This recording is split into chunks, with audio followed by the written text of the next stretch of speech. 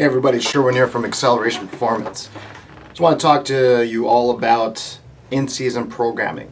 So right now, it's really hot into hockey season, so there are a whole lot of teams trying to get in some off-ice training to basically maintain what they've gained in the off-season.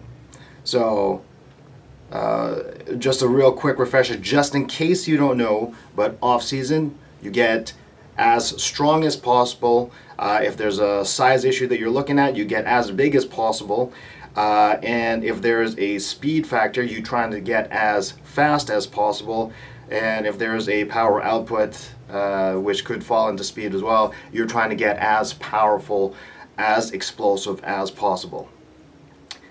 In the in-season, you're looking to maintain what you've gained from off-season training.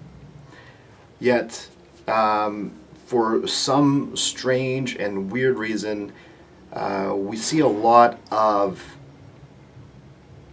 I'm going to probably sound like a real douchebag here, but a lot of bogus training in that it is looking more like a boot camp than a performance in-season program.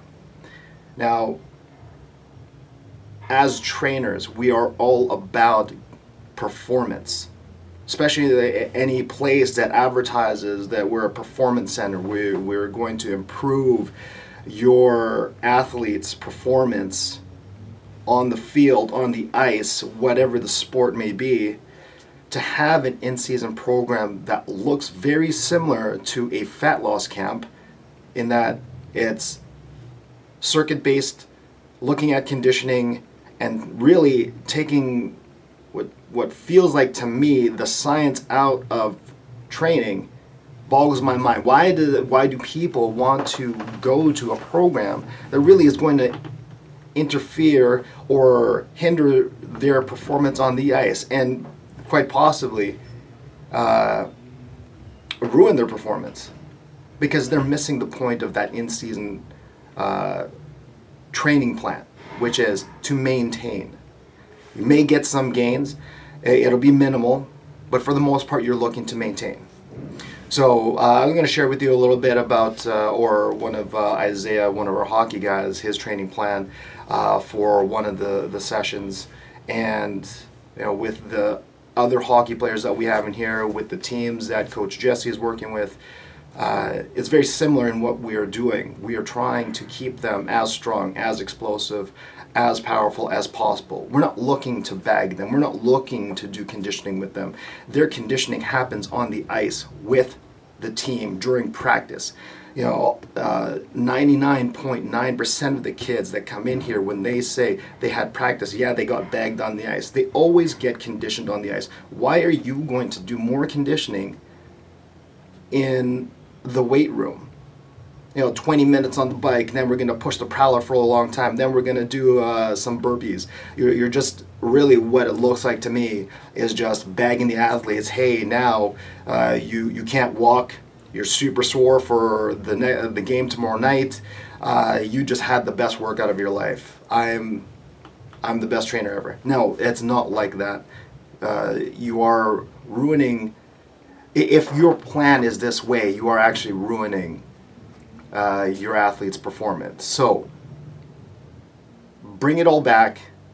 If it's that way, revamp your program. Look at maintaining their gains that they made in the off season, and quite possibly maybe even look at working on their weaknesses in the off season, if that's possible. Maybe they're fourth line, maybe they're lacking in a few things. You can give them a little bit more attention, however you want to set it, just as long as you're not running a damn boot camp. Anyways, here's a little clip of Isaiah and his in-season plan or in-season session that we did here at Acceleration Performance. Isaiah is performing banded squats using the safety bar. Really like using this here to maintain or build up his power in his lower body. Stabilization training is also key in our in-season program. We don't do balance work, we do stabilization. In order to make your athlete stable, they need to have strength. The difference between balance and stabilization: you practice balance, you train stabilization. Here we have Isaiah doing the shoulder rock.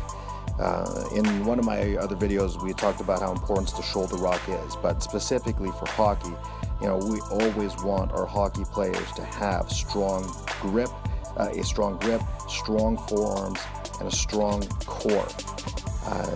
You can see here how the shoulder rock can give Isaiah what he's looking for to become a better sniper than anybody else on the ice. Here's the medicine ball rotation toss. Again, a little bit of rotary power, rotary strength for Isaiah to develop during the in-season to, again, assist him in becoming stronger, more powerful in a 360-degree fashion. So there you have it, just a sample of what Isaiah went through for one of his in-season training sessions. Now, with your in-season program, you can get really creative with how you train your athlete. So if you need to work on a few attributes, physical attributes for your particular individual or for your particular team, if you're looking to do a little bit of strength, a little bit of power in the same session, it can be done. Just focus, have the appropriate parameters, focus on that particular exercise, whatever it is, whether it be strength, whether it be stave, whether it be power, and you can bring them all together into one session. If you have them for two, then you can split it up. But the point is, you can get creative with your training plan.